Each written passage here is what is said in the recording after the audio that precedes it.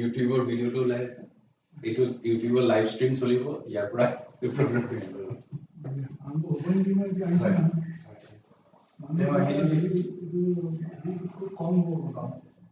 তেওঁ নিজৰ হেৰি কিবা মানুহ আছে বোলে হেৰি চিনাকি মানুহ সেইবিলাককে জনাই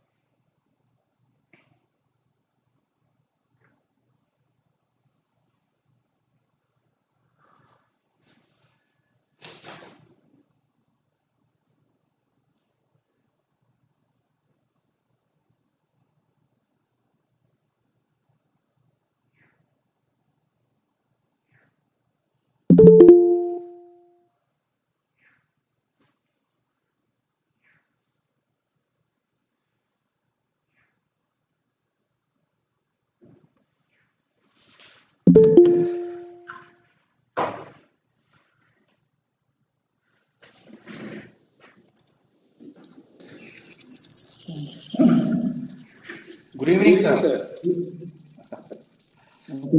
Mukhopadhyay.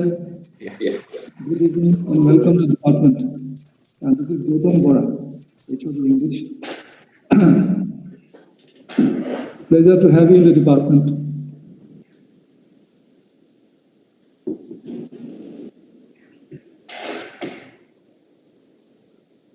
So,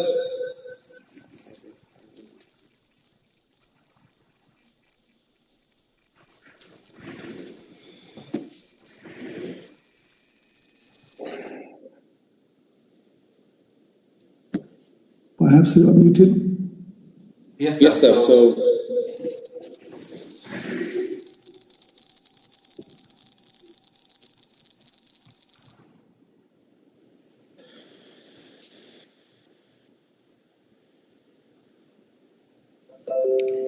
Okay. yes. Yes, can you hear me well? Yes, sir, we can hear you now. Very good. Right, sir, right. Good morning here, people here in India, and good morning, Professor P.K. Das, chief guest of this talk. He is the Dean of Humanities and Social Sciences here at Tezpur University. And good evening, Professor Mukhopadhyay. He is at US at the moment, so it's 10 o'clock or 10:30, right? Maybe in the evening.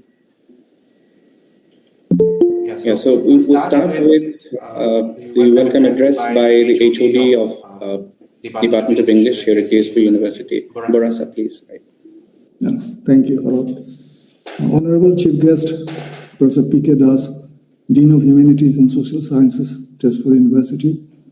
Honorable Guest Speaker, Professor Tirtha Prasad Mukhopadhyay from the University of Guanajuato, Mexico. My esteemed learned colleagues and friends, and my dear students. We're extremely thankful to our Honorable Chief Guest, Professor P.K. Das, Dean HSS, Tezpur University, for gladly accepting our invitation to this program. We feel privileged to have his gracious presence at this event and an active support to our endeavor. It gives us great pleasure to introduce our Honorable Guest Speaker, Professor Tirtha Prasad Mukhopadhyay, from the University of Guanajuato, Mexico. On behalf of the department, I extend Professor Mukhopadhyay a warm welcome once more. The department is deeply honored by your ready acceptance of a request to deliver a talk as part of our distinguished speaker series. Tezpur University was established only in 1994, but within this relatively short span of time, it has emerged as one of the premier institutes of higher education in the country. In 2016, it received the Visitor's Best University Award. This department was opened the same year, and during the last 25 years, it has made a steady growth to become a prestigious department of English, ELT, and linguistic studies in the country. In his talk today, which is the second talk centering emotion on our distinguished lecture series, Professor Mukhopadhyay is going to talk about the Natyashastra in the context of the contemporary emotion studies. In the first talk on emotion that took place last Monday, guest speaker Professor Devale from London University focused on the inseparable link between emotion and human cognition.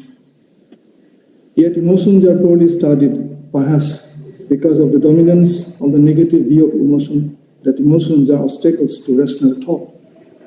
But facts remain that intelligence alone doesn't make us humans.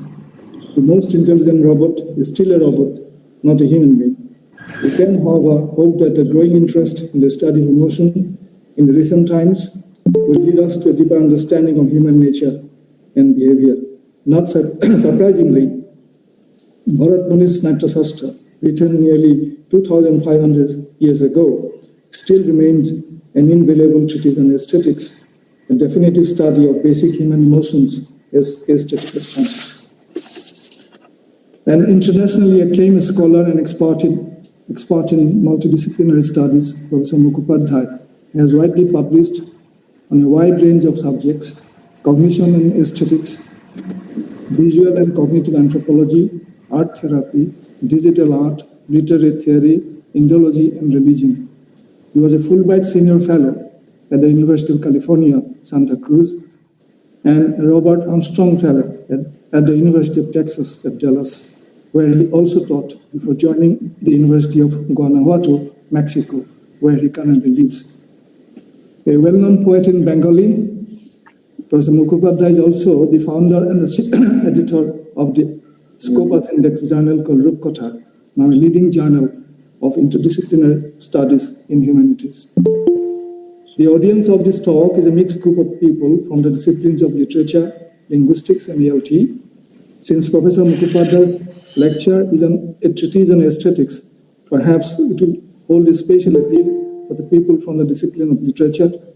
But as its primary focus on emotion, something that ties us all together, I'm sure the talk will hold the same appeal for all of us. I also take this opportunity to thank my colleague, Dr. Sharad Dole, convener of this event, for his initiative to organize the second distinguished lecture on emotion. I believe in a contemporary market-driven world of increasing reification and subtle manipulation of people's emotion by power, emotion studies have their own urgency and value. We look greatly forward to Professor Mukhopadhyay's talk. Thank you all. Thank you, Barasa. We are very glad to have Professor P.K. Das, Dean of School of Humanities and Social Sciences here at Tezpur University, as a chief guest of this talk. In spite of his extremely hectic schedule, he has agreed to address the audience today. I, on behalf of the department, request Dean Sir to address the gathering, please.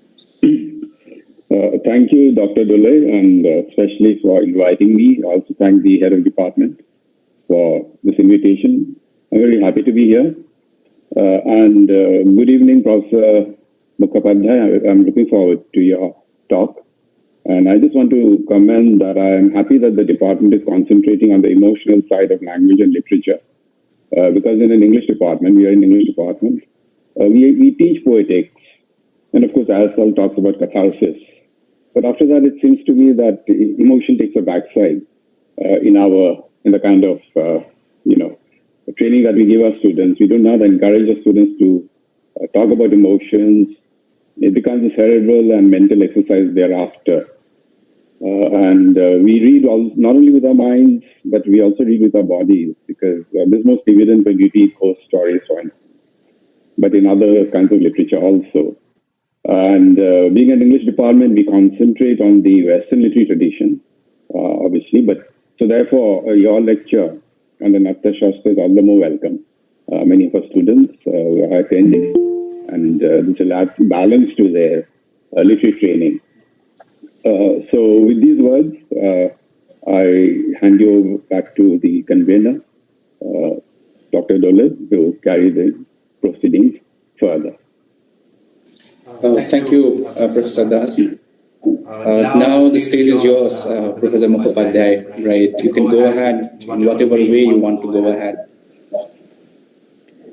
Thank you very much, convener Dr. Sharad Kumar Dole, honorary chief guest Dr. Prashant Kumar Das, and head of the department, Dr. Gautam Bora.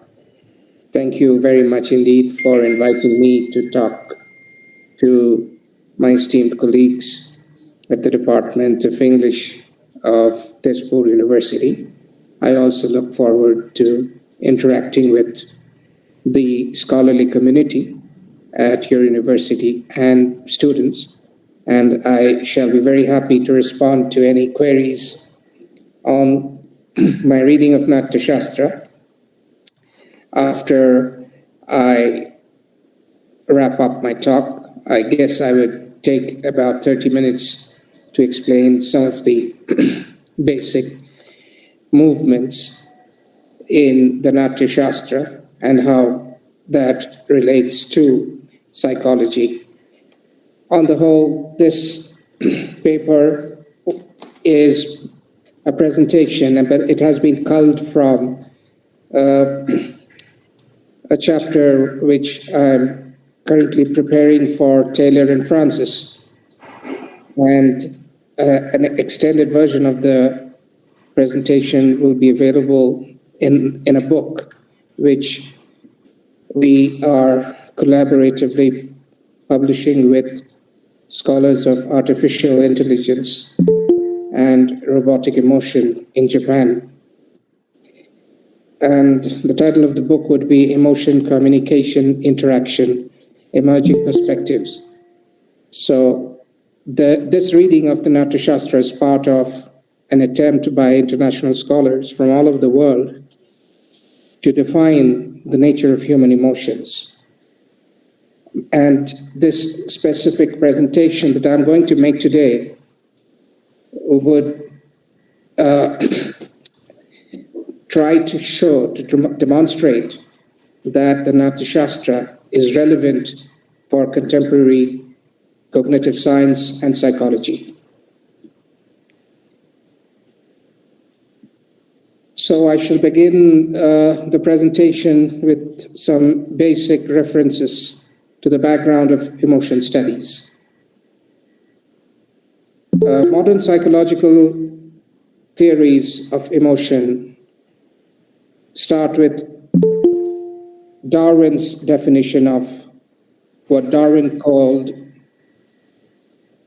basic emotions. In his book, The Expression of Emotions in Animals and Man. The Expression of Emotions in Animals and Man was written in 1865.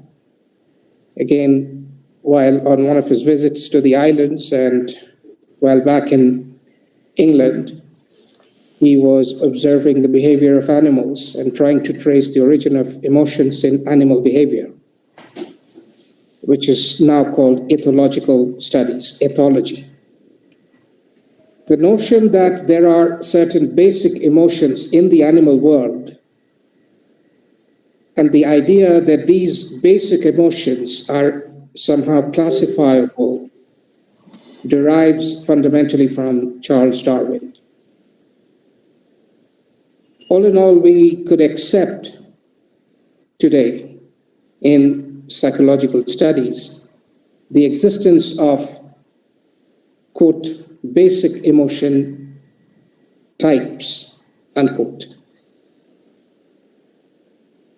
So there are these basic emotion types within our innate physiological nature. In a sense, the acceptance of an innately physiologically verified emotion psychology may be extended to talk about the emotions as they are identified and classified in the Natyashastra. So the point of my argument here today is that Bharat Muni's epistemological findings should be seen and respected in the same positivist scientific line of inquiry as those that inform Charles Darwin's study of emotional expression of animals and man. So I shall start with a brief detour, a brief study of basic emotions. It would be good to learn first what Natyashastra tells us about basic emotions.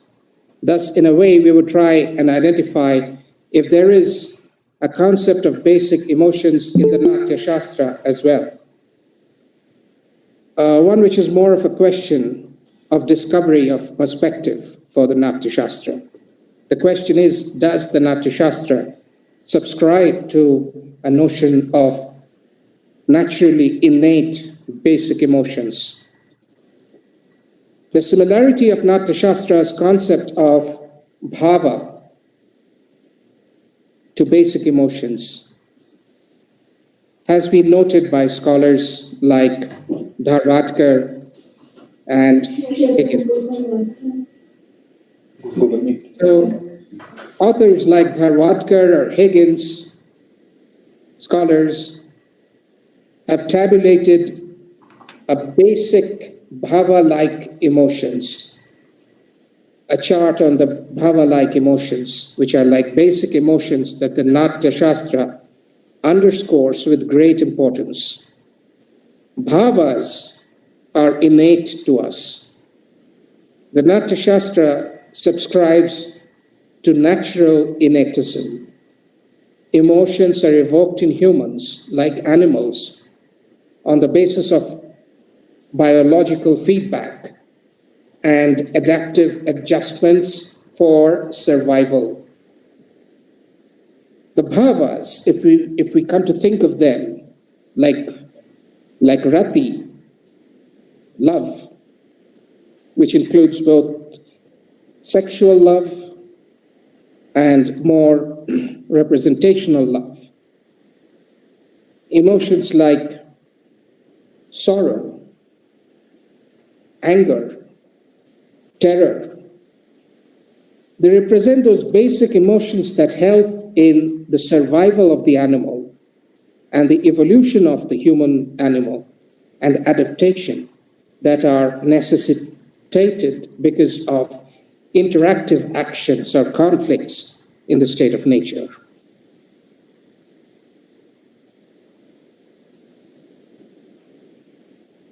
Yet the problem for psychology is that psychology today admits the existence of basic bhava-like potentialities, cognitive potentialities. But what about rasa, or aesthetic emotions? Aesthetic emotions are essentially opposed to survivalist or evolutionary emotions. Recent psychological theories have, quite paradoxically and contrary to observation, not viewed aesthetic emotions with any degree of seriousness. In the whole corpus of psychology, it would be incumbent on a fundamentally positivist psychologist to define, explain, or even speak of emotions that are elicited by the arts. And there is a problem of semantics involved with the concept of emotions. In positivist science, that is to say, in psychology, the kind of psychology that is taught in psychology departments today, or in applied psychology, there is no name for this transcendentally identified notion of artistic or dramatic experiences or emotions or feelings. There is no psychosomatic identifier for art emotion. In Western positivist thinking and philosophy, the earliest contemporary reference to aesthetic experiences are probably seen in the writings of William James, and in James's concept of the stream of consciousness, or in the notion of a transcendent creative flow, as in Csikszentmihalyi. There is reference to moments of demarcative consciousness in Dewey, a philosopher who was influenced by William James. So there are these tentative references to a different type of emotions within the stream of a live, experiential, conscious, and sentient continuity of life, of animal life. That is to say that these thinkers, philosophers, I wouldn't call them psychologists per se, except John Dewey. There is a recognition of more positive, emotionally engaging conditions. Aesthetic states have only very recently, in the last 2 decades of psychology, been considered important. I should provide a brief review here. The terms that come to the foreground of this discussion are that in psychology, we have the term awe, the word that we use to describe something when we are surprised or when we experience a sense of wonder. Awesome, the word we say, so awesomeness. The study of awesomeness or awe has been at the center of some research in the United States. The absence of aesthetic emotions, which are valid, which are valuable, mood states indicative of a sense of temporal well-being, this absence is detrimental for psychology and psychological studies. It is also detrimental for the development of art therapy retinues, art therapy treatments. I shall come to this later, perhaps at the end of the talk, accommodation. So, how do you feel awe? Awe is felt when when we confront a sense of vastness. This is ideationally similar to the Burkean or the Kantian sublime. It also reminds us, the notion of awe reminds us of Piaget's classification of sensations of vastness coupled with sensations of anxiety. These sensations do appear to us as we grow from out of our infancy and childhood. Awe is also connected to prosocial behavior.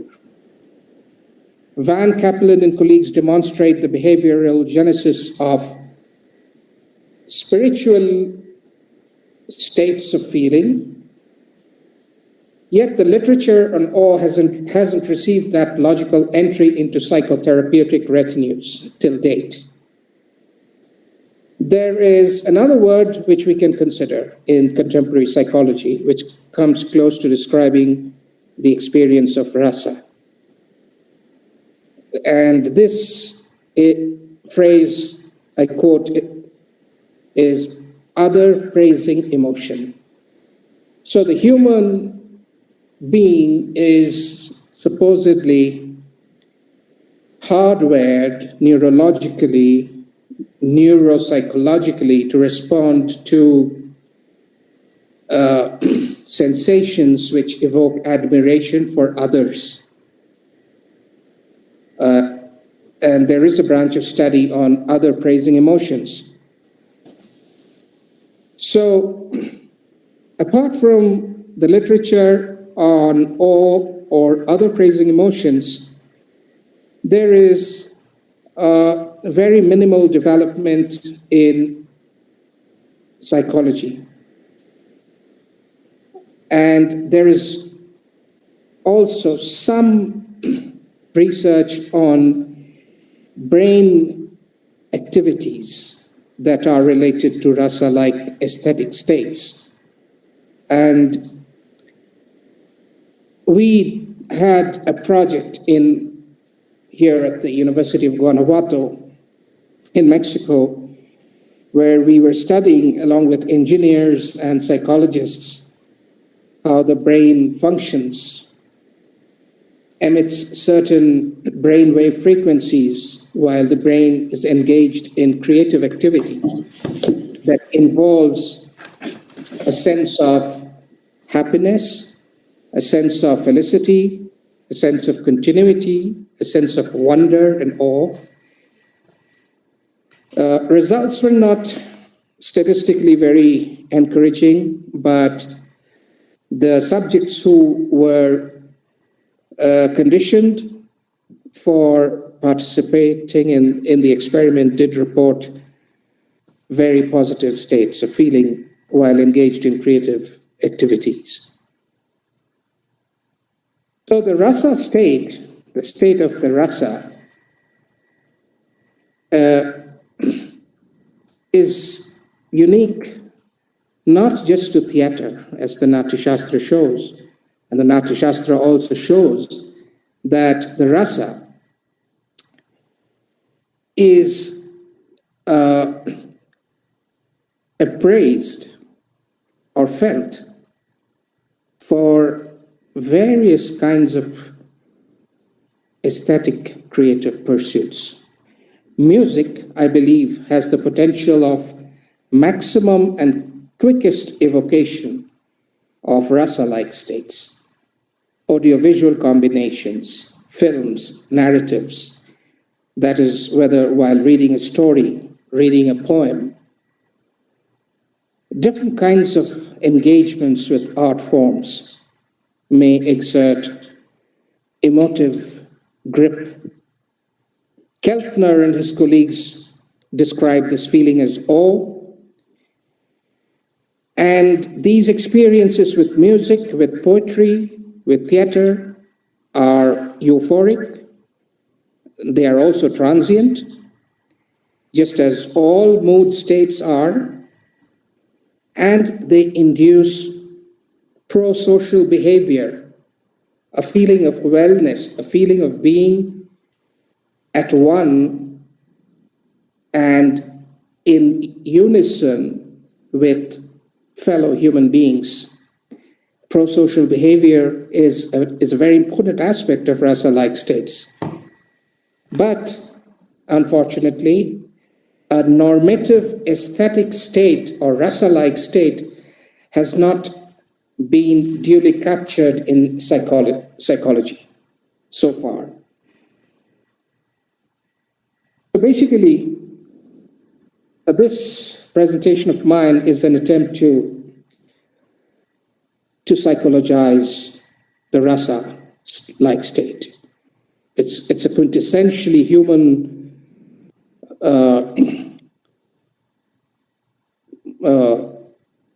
emotional, reflexive state. And it has a lot of importance in considerations of emotions for psychology. And I will show this briefly. So, in modern behavioral psychology, we deal basically, as we said, with proto-Darwinian basic emotions. And Paul Ekman, who lived and did most of his research in San Francisco, in the 70s, he started his research in the 70s. Ekman is no longer very active. He has retired and is yet in his long career as a psychologist. He has been considered one of the most influential men of the last century for his development of the basic emotions chart, which is called the FACS chart, the facial action coding chart, the way in which we decode emotions from facial expressions was developed by Ekman. And it is used in several areas of research. It's the emoji in a WhatsApp message reflects Ekman's psychological insights into emotional reflex states. So Ekman has been demonstrating for us, scrupulously defining, distinctively showing what basic emotions might be. And in fact, it was Ekman who first invented the phrase basic emotions and not Darwin, although Ekman says that whatever he learned from Darwin and Tompkins, the two most important philosophers in the last 150 years. So let us try to understand very briefly Ekman's position, his definition of basic emotions. I could point once more to how the notion of basic emotion bears on this discussion. Dharwadkar suggested that the bhavas of Natyashastra, the stable emotions, and the more mercurial sanchari bhavas produced facial reflexes, which are page by page similar to Darwin's illustrations of natural emotive reflexes.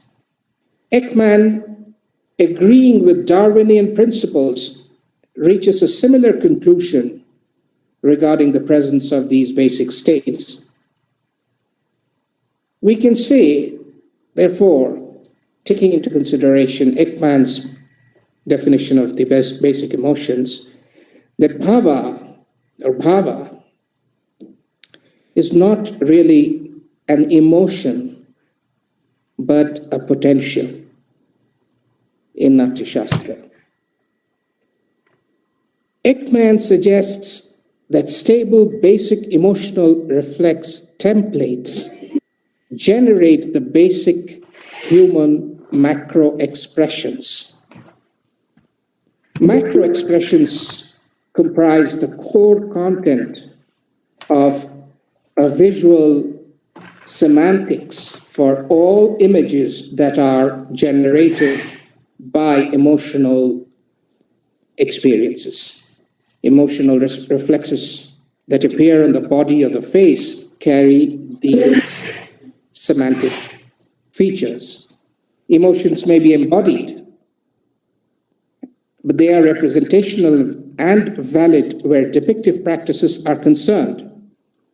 The correlation between bhava, like potential, and evolutionary or adaptive theories of basic emotion had not been explored by either of the scholars I mentioned here. Dharwadkar, who teaches at Minnesota, and Higgins, who is a scholar, Sanskrit scholar in Oxford. Ekman says that basic emotions are adapted to fundamental life tasks. So the basic emotions like love, grief, fear, disgust, these are adapted to fundamental life tasks. That these emotions, he says that these emotions impose on the present world an interpretative landscape derived from the covariant structure of the past.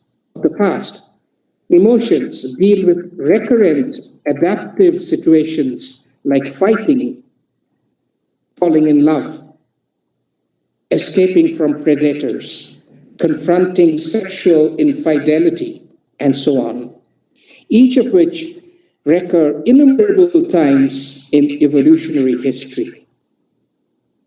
Ekman considers this replicable pattern to be of crucial importance, and thus he says that emotions reflect our ancestral past.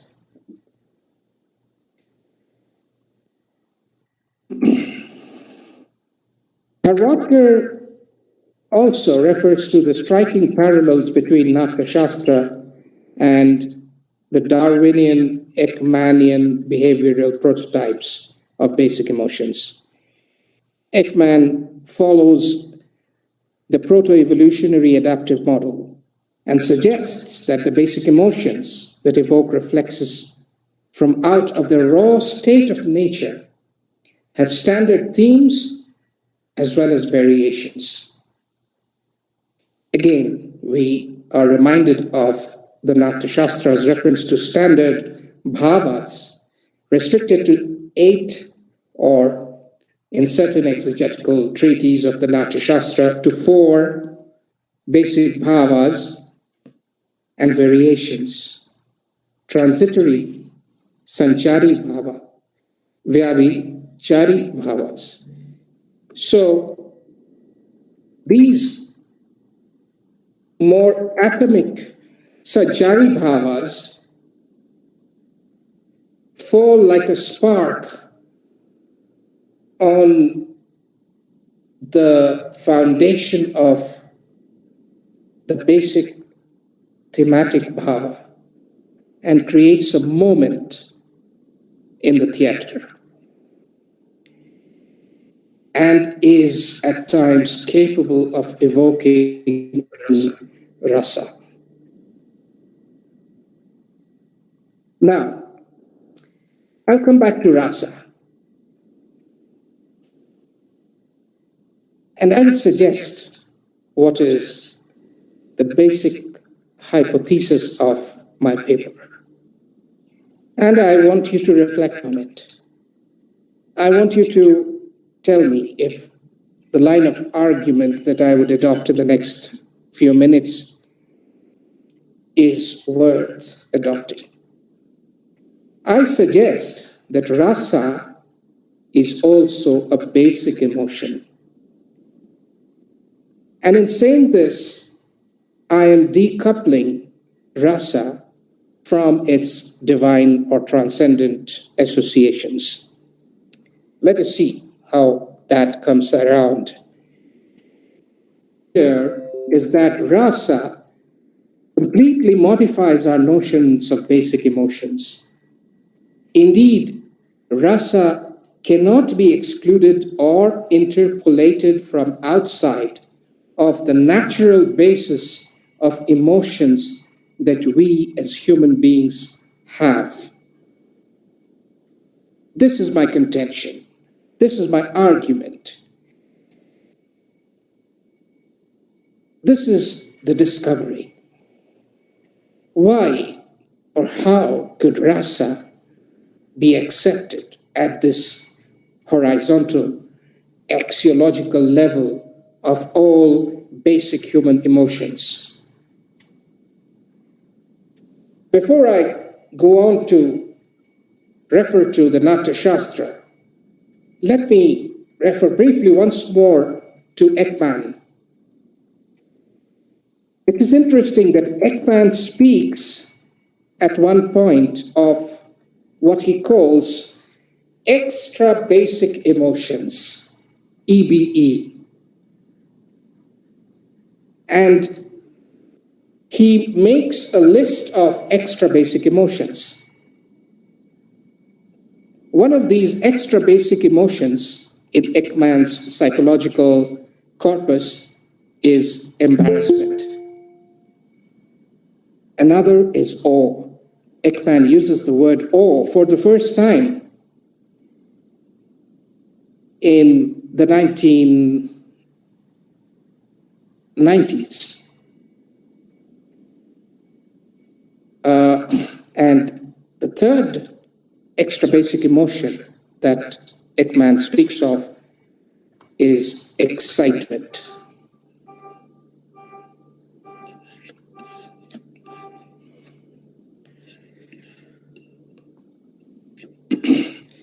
So,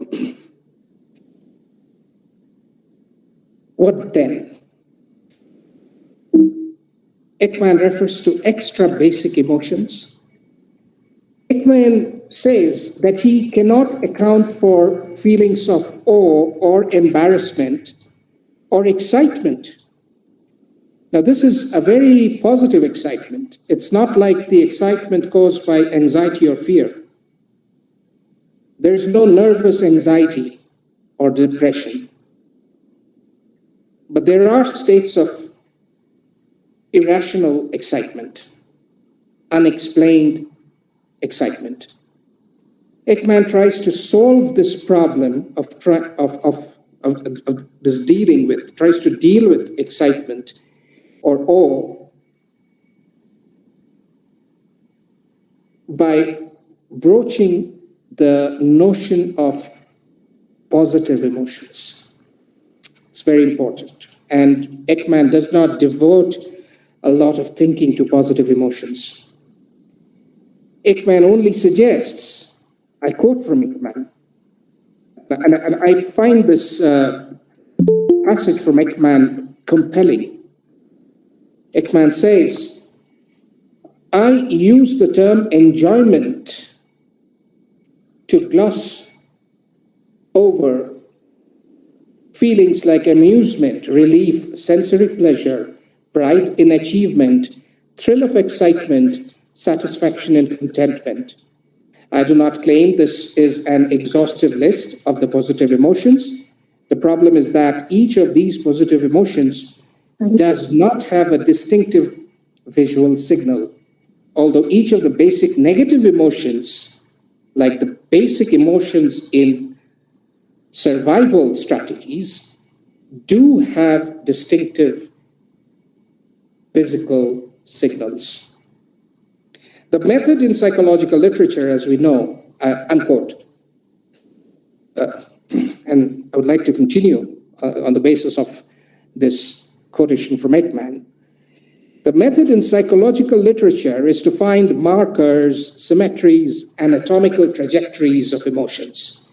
Ekman's comment on positive emotions show that there is no real consensus on the singular nature of positive emotions. That is to say, Ekman says that these positive emotions probably belong to a family of enjoyment emotions. I claim, following Ekman, that the family of enjoyment emotions that Ekman speaks of, and Ekman cannot really deal with it, he has not devoted much time to positive emotions. The family of emotions that produce enjoyment alludes in a way to the rasa-like states that Natyashastra speaks of. It's a similar state. I wouldn't claim that Ekman is translating the Natyashastra, but Ekman is hovering around that same sphere of discovery about more positive emotive states. So, how are we to identify a universal rasa-like family of expressions corresponding to this hypothetical rasa-like extra basic emotional state parameters? I would believe that we might transition to a study of masks in human culture, theatrical expressions, the embodied transformations in puppetry, sculpture, dance, gesticulations, to what Maringer, 1988, refers to as the flourishing excitement caused by viewing numerous floating bodies of anthropomorphs in prehistoric rock art. It is impossible to have satisfactory answers to these questions of the question of visual evidence for rasa-like states, because nobody has done it. The question is if we can do something like tabulate, create a code of physical evidences for rasa-like states. So I come to the concluding section of my discussion. So how should we deal with rasa in psychology? The Natyashastra says something of far-reaching importance here. And this is again going to be very radical. And let me say that I have devoted a long period of my career to understanding the bhava and the rasa. I'm not yet sure if I'm correct. But I would propose that the Natyashastra does not distinguish between the bhava and the rasa. Bhava and rasa are not categorically different in nature. Their constitutive properties are exactly the same. In terms of neuropsychology, this would mean that the bhava and the rasa are engendered in the same manner. The idea, the notion that the rasas are born out of bhava is not endorsed by Natyashastra. We are reading too much into the Natyashastra if we say that the rasas come out of the bhava in its combination with the sanchari bhavas, with avinaya, its combination with gestures, enunciation, histrionics.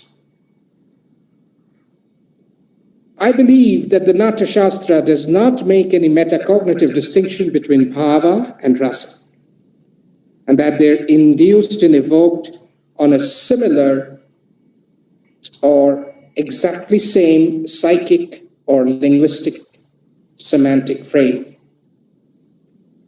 This is very clear from an astounding remark in the Natyashastra. The sutra from chapter 6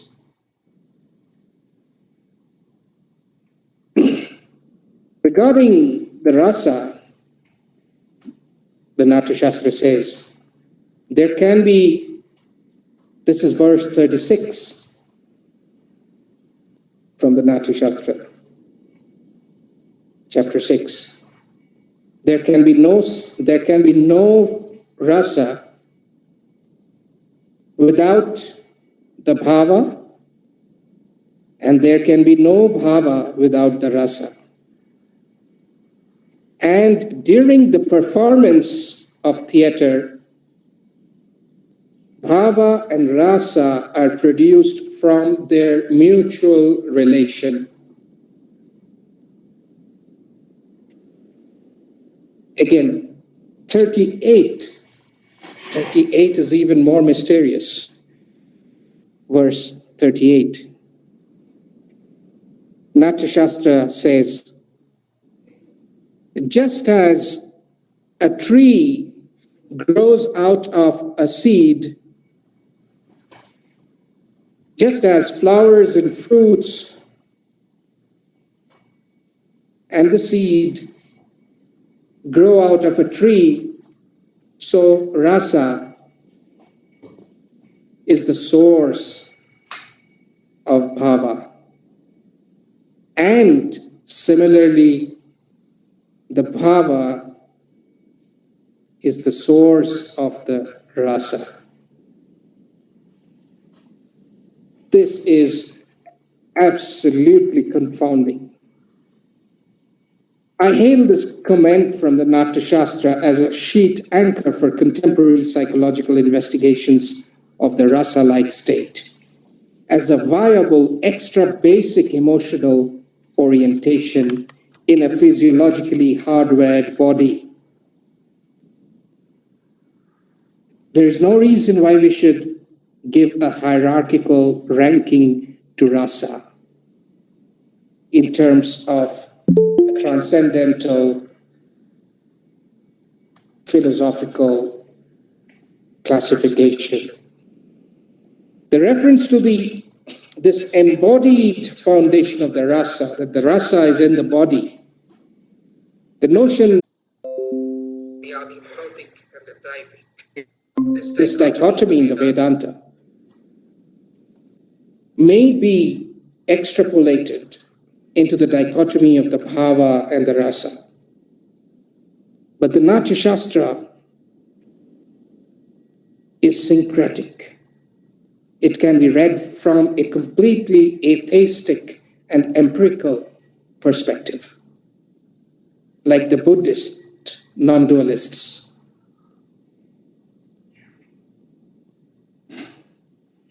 Abhinavagupta, who wrote a commentary on the Natyashastra, might as well have been writing in according to the conventions of Buddhist empiricism. The references here that I have just quoted The references show that the bhava and the rasa are metacognitively similar. Could it be that if this was true, and if bhava and rasa were in the same continuum of experience, organic and indistinguishable in their potential states, then the fact that rasa is divine, as the Natyashastra contravenes to suggest at other points that it is Brahma Swad, Sahodara, that it is divinely ordained by the gods, then this is reduced to a conundrum for psychology. Bhava and rasa are not placed along a vertical axis of importance. They are placed axiologically on a horizon of possibilities, of responses towards these conditions that we encounter in life. So when does bhava interchange with rasa? The Natyashastra indicates that the answer to this question lies in the moment of the appraisal. The appraisal here is caused by histrionic, theatrical, that is, embodied interventions. Indeed, the metaphor of spices and vegetables that the Natyashastra uses. Ingredients are contingent, but the total effect of the combinations produced taste or rasa, as in cooking. Strictly speaking, from the Natyasastra's perspective, there is no necessity for a beyondness for rasa. Even though, then, feeling of pleasure, the pleasure as endorsed by the metaphor of taste, svadayanti, suggests a state of extraordinary pleasure. It might be very similar to what Ekman called the extra basic emotion, like awe. Awe may be the rasa of a sublime wonder at something unexpected. An augmented Darwinian shock, or what Darwin called antithetical moment. Embarrassment, which is an extra basic emotion in Ekman, could be felt maybe in a situation of Shringar Rasa, as Radhika prepares to make up or adorn herself for the beloved. Rasa-like moments would emerge wherever a very coincidence of gestures and expressions combine to create what we now call awesome experiences. The facial action coding system does not have records for awesome equivalents of common basic emotions. It would be difficult to think of a set of any copyrighted histrionic emojis in the WhatsApp, Meta, or Apple or Microsoft emoji corpus.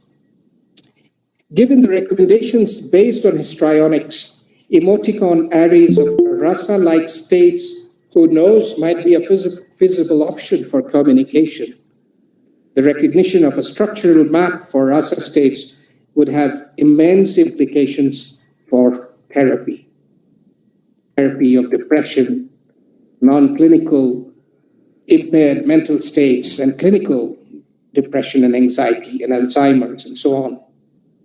With the rasa aesthetic, what the rasa aesthetics proclaims is therefore not a change in the premises or assumptions of behavioral science. Emotively appraised behavioral impulses are of the same kind. If for basic emotions, the behavioral reflexes follow one kind of proto-adaptive evolutionary expression, the same may be the case for aesthetic behaviors in which the fundamental assumption is pleasure, just as the rasa states might embody it for a subject who experiences and reacts to these moments. Simulating rasa behaviors are radically important for psychotherapy and expressive therapy. If there are adaptive behaviors, which Ekman predicted through the concept of emotion-specific physiology, then these adaptive behaviors might be extended for the divergent emotion types like that of the rasa emotions. Evolution, unlike as Darwin supposed, favors freedom, excitement, high-pitched ludic behaviors, extended delightful evocations through self-construction and the reconstruction of the body. Could aesthetic circuits be confirmed from Damasio's fundamental premises of activation deprivation caused by neural or brain lesions and neural faults in emotive, behavioral, neural activation modules? There has been some research done by Harmon Jones, Hoffel, and Jacobson, 2007, 2003. Alpha brainwave activation in left frontal hemispheres are tentatively being associated with aesthetically extended states of elation or well-being. Presuppositions for an embodied behaviorology of histrionics and theater, both in the animal phyla and in humans, therefore could already be found in the Natyashastra. Thank you very much. That was my formal presentation, and I would now like to open up this paper for comments. Thank you, Professor Mukhopadhyay. Now, but it was an enlightening talk, and it must have raised curiosity. The event is open for interaction now. We have a number of faculty members from our department and other departments in the university.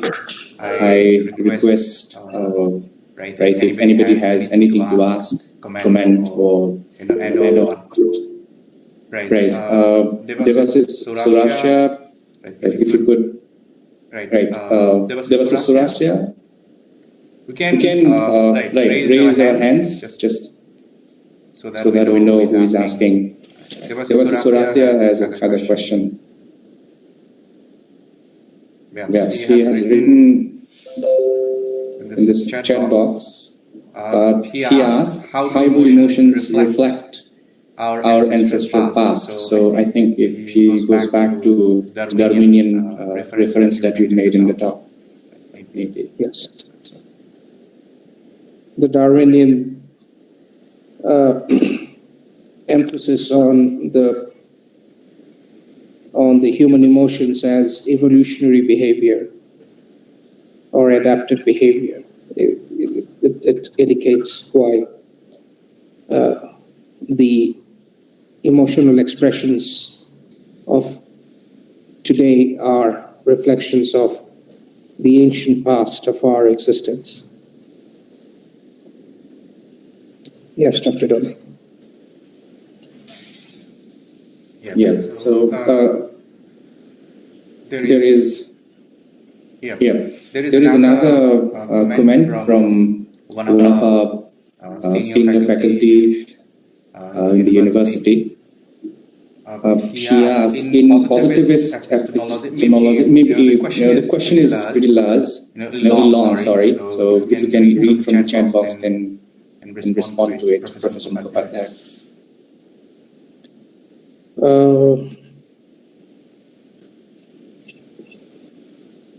How can I open the chat box? Right. Yeah. Professor, if you are there, just show up.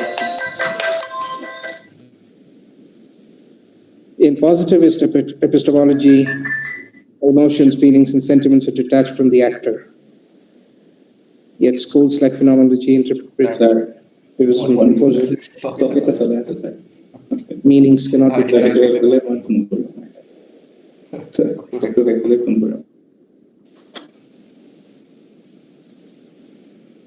I mean, I think you are asking me if emotions are culturally constructed.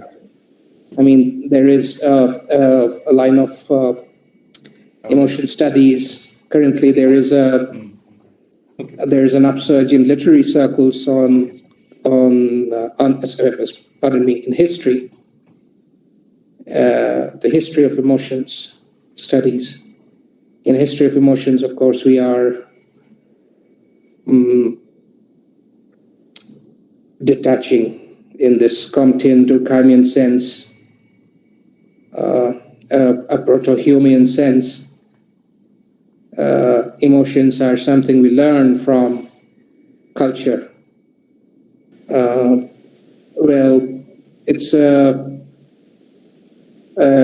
I personally don't subscribe to the cultural determinist, positivist thinking of the anthropologists. I would rather believe that the human being possesses innate emotive, cognitive reflexes. It's better to consider the human being and its subjectivity as a more concrete foundation for our investigations on the nature of emotions. And this is also more relevant for therapy.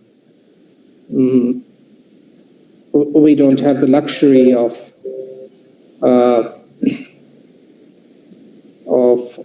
admitting that all emotions are culturally constructed. In fact, Ekman is an anti-culturalist as far as emotions are concerned. And so what he does is study facial reflexes for people in different cultures, in different situations, all over the world. They have global projects of identifying facial action coding charts. And hence, in the last 10 to 15 years, Ekman and his associates are emphasizing more and more on universal basic emotions across cultures. I believe that there is more solid evidence for that kind of thinking about emotions. I hope I have answered your question. If not, please feel free to ask me, and we can talk about it in another on another platform, on another occasion. Thank you, Professor Mukhopadhyay, Professor Bara, for an insightful talk, stimulating talk. But do you think that culture doesn't have any influence on basic emotions?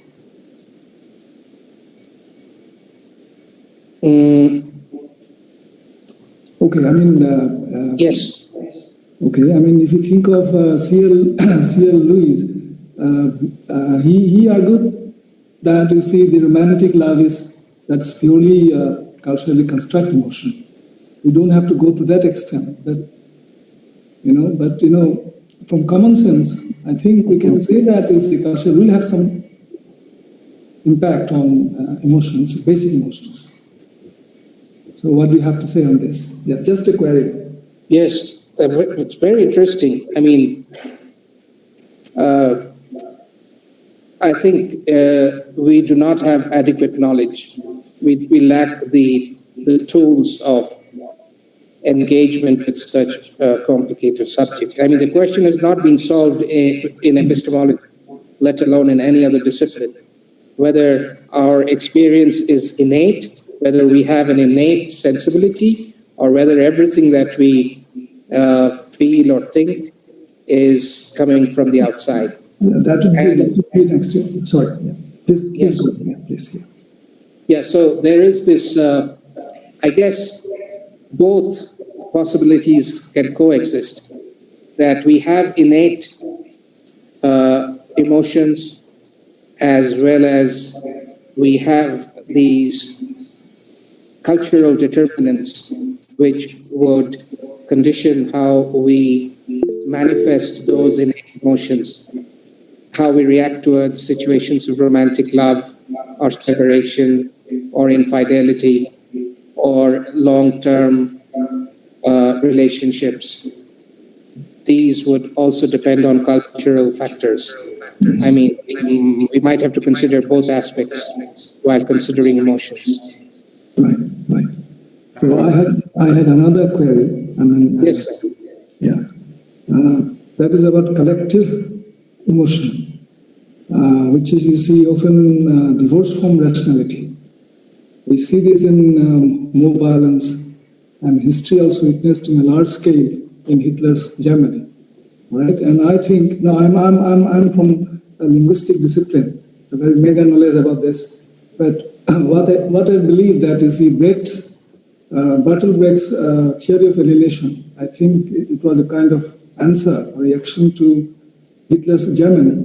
What collective emotion you see, the role that played, the collective emotion played in that, during that time.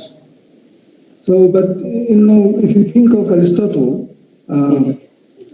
his catharsis, his theory of catharsis, it seems to be based on a positive view of emotion, that emotions lead to new realization. Yep. So do you, is it that, you see, the Brecht has a negative view of emotion? It's a very simplistic question, but, No, this is a very important question. The question of these collective behaviors. Yeah. Power has always used this, you see. Yes. Yeah. Very much so. We see raw nature in collective reflexes of the kind you just mentioned, but there are collective reflexes like the Natyashastra teaches Sadharanikaran, that Sadharanikaran participation when we are pro-social behavior, and these are also collective experiences.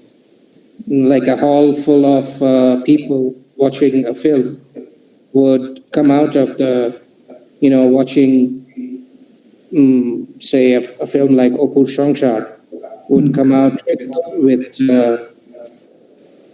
after having negotiated with the deep tragedy of life, and yet the hope and continuity of life, that all these feelings coexist, and everybody is feeling the same emotion in a participative way. So I think both of these possibilities, the one that you mentioned and the other kind of behavior, these are behavioral types that we could consider. And of course, there is no central defining. There's no unique line of thinking in psychology. We have to understand each case on its own merits. And so there would be a multiplicity of perspectives about emotions. That might be a possibility. Thank you. Professor Mukhopadhyay, we have senior faculty willing to ask you maybe a question or comment on your talk. Professor Bijoy Kumar is a senior faculty member in our department. Danta, sir. Good evening, Professor Mukhopadhyay, and good morning to my colleagues. Thank you very much for joining this session, talking to our colleagues and students.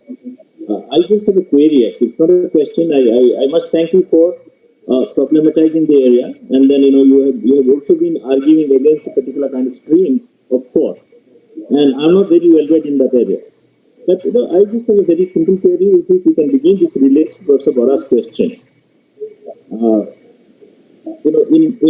In societies, when we express emotions, I think it's never in a transpersonal or even trans-social. I'll give you one example. Anger, whether expressed in grief in Mexico where you are, in India, there is an expression of personal anger, and a psychologist can deal with that. But there are also expressions of collective anger, which may not directly relate to a person's experience or thinking. You are in a group, you are in a mob, and then everybody is angry, so you are angry, and then you move. So there is this performative expression of emotions. And when we talk about very sophisticated tools of analysis of these, shouldn't we make a distinction between what is emotion based on a person's experience and emotion required to be expressed in a particular state, whether on stage or in a mob? I hope you got my question, but then thank you very much for talking to us. And Yes. yeah. Yes, of course. I mean, I have not thought about this aspect of emotional studies. I was just trying to focus on rasa and how rasa-like states could be used, for therapeutic purposes. Because this has been one of my research areas in the last couple.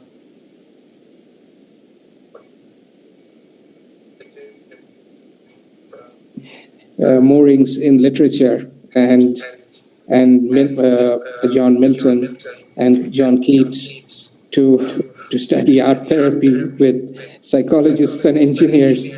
And one basic difference here is to judge each case on its merits. And when you refer to collective passions or behaviors like mob behaviors, mob reflexes, the only thing that comes to mind is we could devote hours of study to these phenomena and try to understand what is happening, how we respond or react to these stimulants, these triggers, and whether there are various other kinds of emotional triggers which cannot be,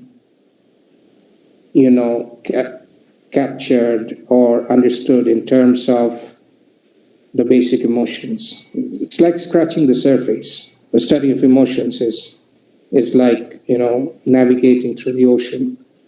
As far as I'm concerned, I feel that there are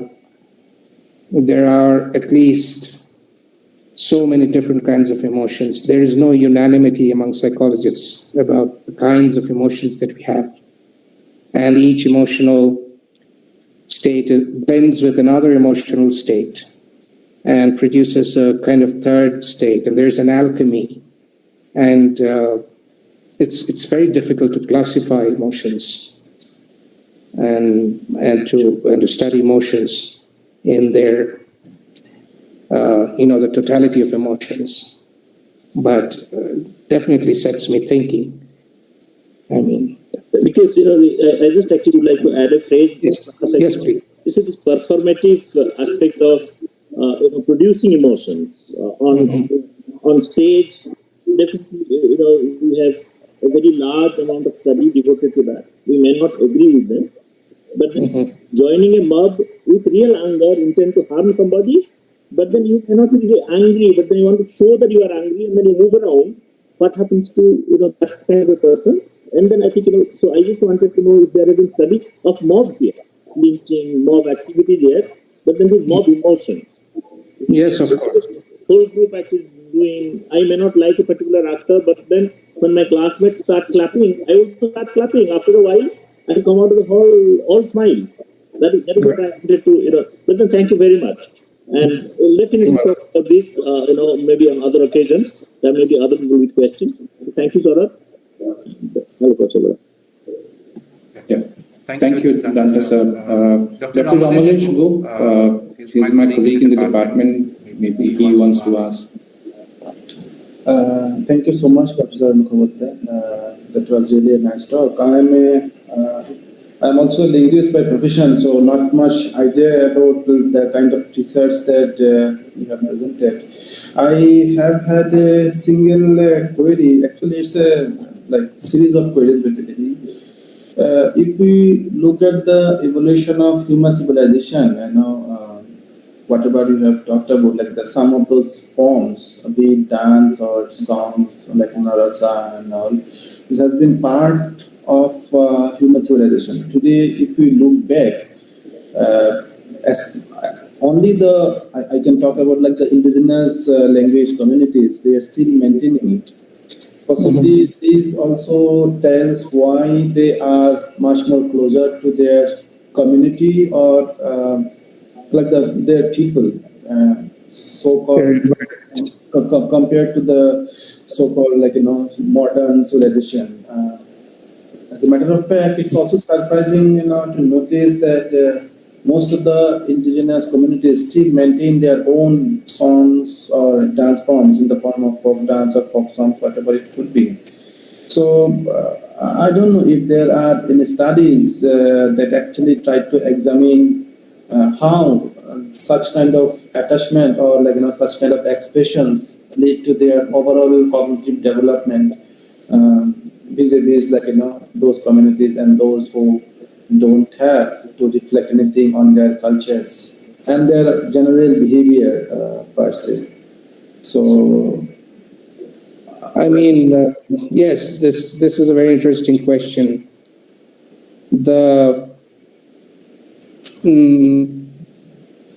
What is more important here is to understand something about human emotions.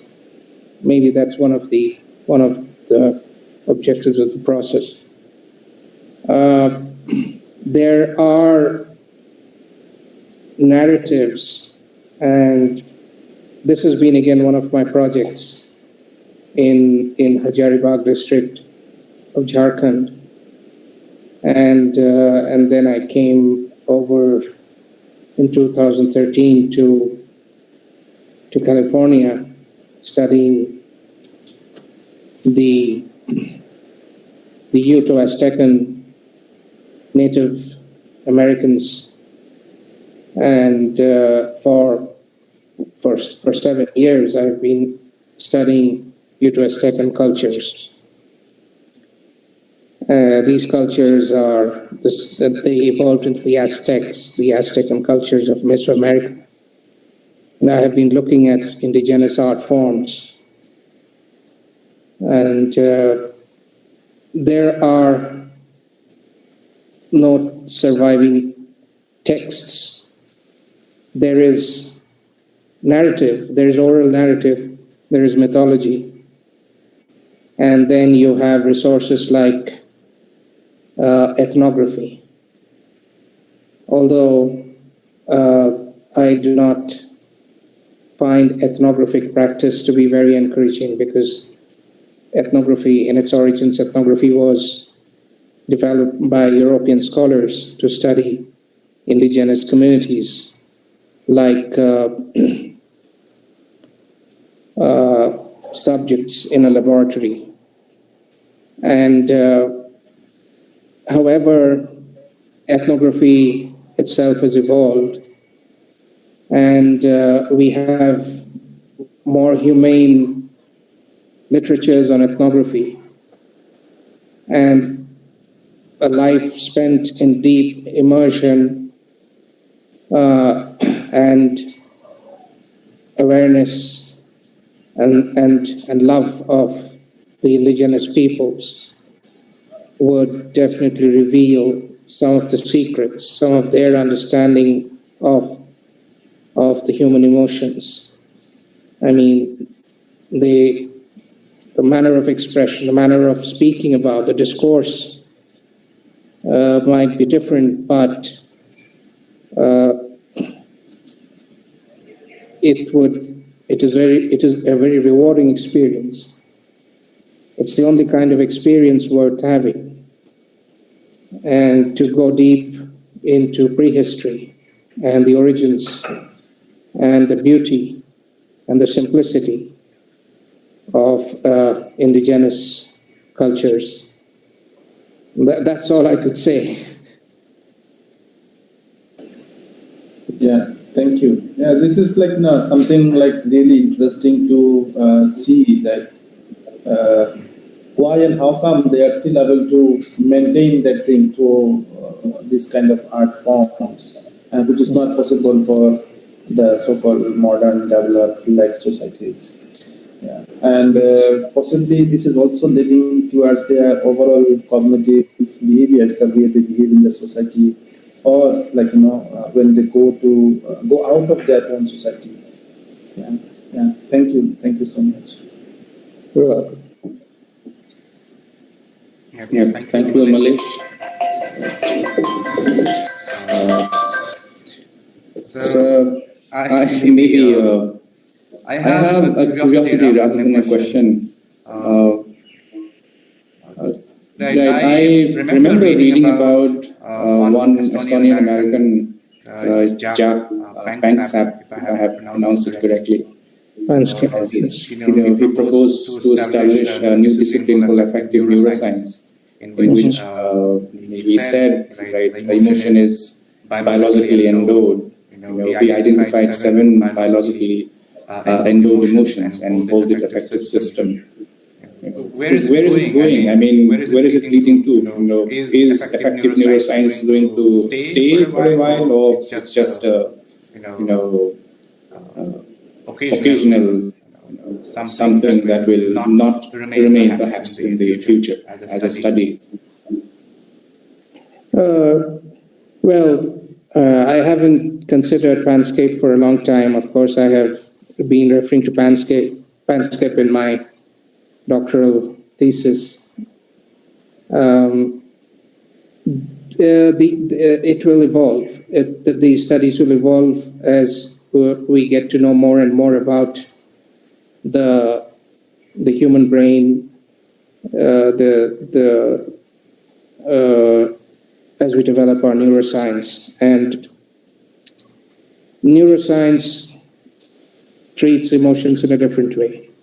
Psychology treats emotions in terms of behavioral reflexes, cognitive reflexes. So these are completely different and different disciplines. In neuroscience, emotions are studied in a different manner in terms of neural circuits and the kinds of behavior that these neural structures enable.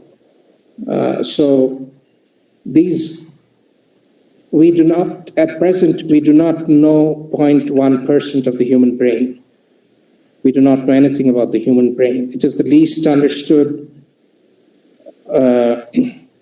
physiological, anatomical aspect of our least understood aspect of our knowledge about the human body. And I think there are great demands for developing computational models of emotion, of trying to endow the robot with emotive reflexes. And this can never be successful. It's already defeated. The purpose of, it is a failed project from its very inception. We do not have the technology or the hardware, neither do we have the archival or retrieval systems of software to generate even an infinitesimal part of our emotional lives as natural human animals. We do not have those abilities. But there is a great trust in industry for the development of artificial emotions. There is a great trust in psychology for developing therapeutic models for people with stress, anxiety, depression, schizophrenia, Alzheimer's. So there is a lot of impetus in emotion studies. And it will take these two different directions. And I guess it is such a vast subject. There is always room for research. And I also think, and this might be a kind of strong statement, but that we in India, we are still engaged in teaching English literature, where there are so many other kinds of philosophical, humanistic pursuits, options for us. And we have to reflect on the pedagogical systems that we have. Emotion studies may benefit from amateur scholars. I call myself an amateur scholar in emotions. I'm not a professional psychologist. I don't have a license to practice psychological counseling. But I believe after several years of research, I'm in a position to contribute something to emotion studies, something which directly affect our lives, our industry, our medical requirements and necessities. So that's the way to go, and that's the way it will be going in the near future. Again, I don't know if I have answered your questions, but I have just tried to reflect on very important questions that you have raised. Yes, very much, sir. Right, you have answered. Thank you, Professor Mukhopadhyay.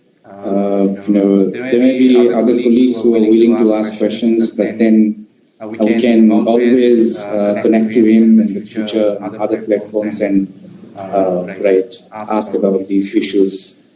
We offer our sincere gratitude to Professor Tirtha Prasad Mukhopadhyay for giving us this opportunity to listen to him.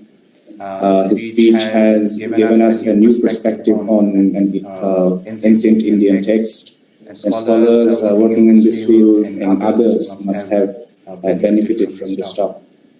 We also take this opportunity to thank our Dean, sir, for his presence and encouragement. His precise speeches carry loads of meanings, and this is no exception. And I would also like to thank the head of the department. Has been very motivating and helpful to achieve who made this even possible.